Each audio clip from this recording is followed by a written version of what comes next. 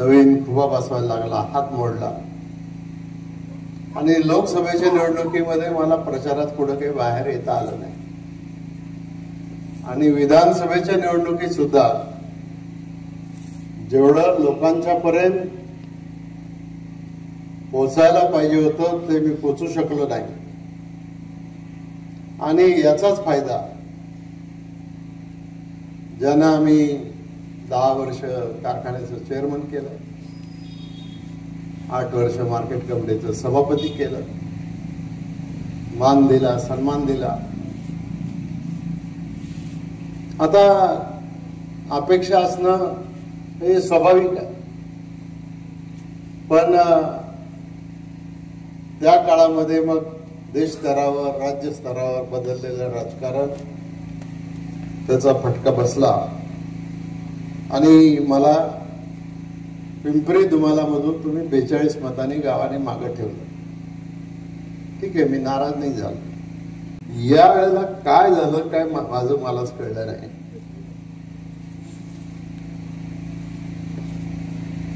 आणि मग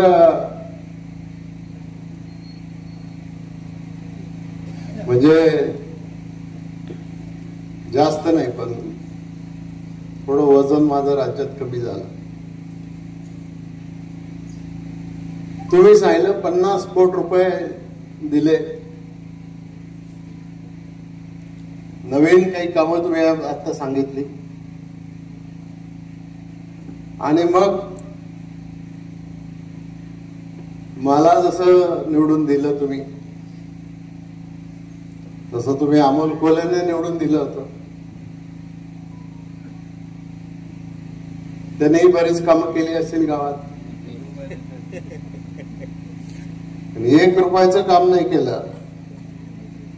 तरी कालच्या लोकसभेच्या निवडणुकीमध्ये पिंपरी दुमाला मधून आढळरावच्या पेक्षा त्यांना तुम्ही 291 मतं जास्त दिली.